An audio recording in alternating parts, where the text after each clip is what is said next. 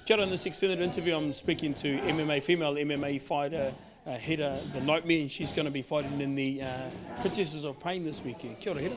Kia ora. Tell us a little bit about yourself and how you first got involved in fighting. First got involved in fighting a couple of years ago when I went to go and watch my kids fight, and my partner was involved with it, and he told me to come down for a session, and I was a bit shy at first, but then when I got into it, I never looked back. Over the past 2 years you've had a very active life fighting. You've done kyokushin, karate and things like that, but I guess talk us through that journey and how you've been going so far. I first started when I was doing a bit of karate, kyokushin, my first competition, and went in there and it was real brutal. I got a cracked rib and pretty much loved it after that. I thought, well, this is for me. Started doing a bit more karate fights, and then I thought, well, I want to add kicks and things and other things into it, so did a bit of Muay Thai. And then from then on, mixed it up with a bit of Brazilian Jiu-Jitsu. And then I was like, I'm going to try MMA, and Jay chucked me into the Princess of Pain for my very first MMA fight, and I really, really, really loved it. I thought that's my niche there, so I'm sticking with MMA now, yeah. We've had a couple of top fighters come out of Tauranga, Kate De Silva, Faith Van Duyn. What's that been like, I guess, for yourself? Has that been inspiring?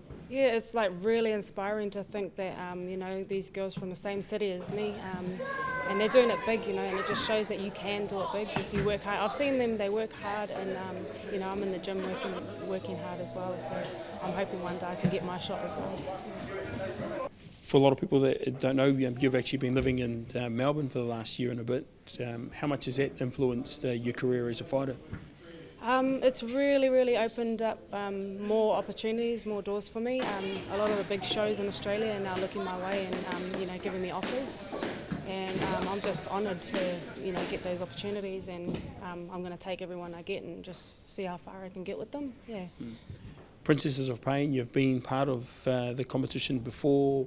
What are you expecting this time around? Princess of Pain is really, really professional. Like all the girls, they step up, and it's just a good outlet for us, and every girl on that show is, working hard for the Princess of Pain and everything that Belinda's given to us, all the opportunities. So I'm expecting big things. So yeah, we'll see what comes of it in the night.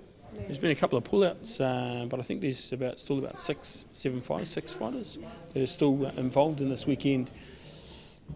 You can't take any of them lightly, but is there any fighter in the lineup that you think, that kind of stands out to some of the others? Not really. I think people have bad fights, so some of the girls might have just had a bad fight on the ones I've seen. So I haven't seen their training regime. I haven't seen the other fights and things like that. I just saw the last fights that we had, and all of them stepped up to the plate.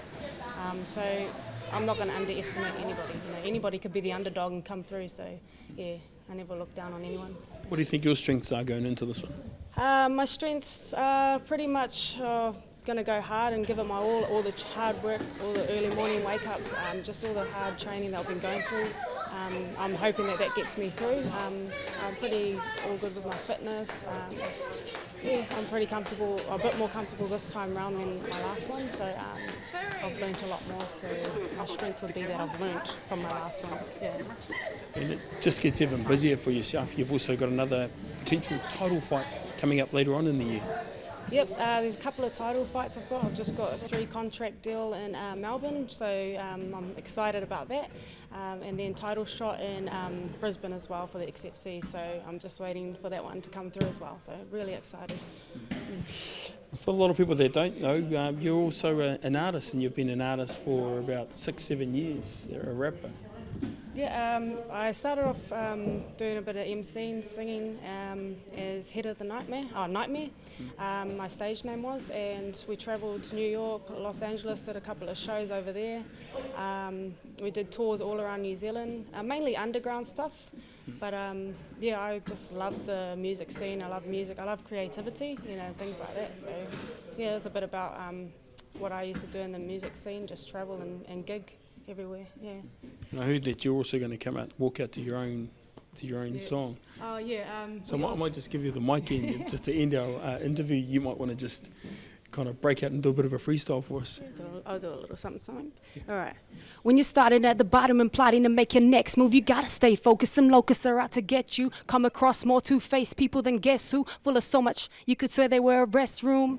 Push them to the side, eyes on the prize. Cause this ain't 9 to 5, this is life. And every single day is a battle. Push ourselves to the limits, hoping that we don't hit a plateau. See, I had to fight for what I got. And it might not be a lot, but my side is at the top. And I'm happy with the path I've chosen. Saddest thing is my opponent is the closest friend who knows how hard this road is. I've been ridiculed, I've been pushed around, had people from all around try and bring me down, but I got back up to business again, so all of y'all can witness the Princess of Pain. Nice. Thank you very much. My number one fan, my kids. Yeah.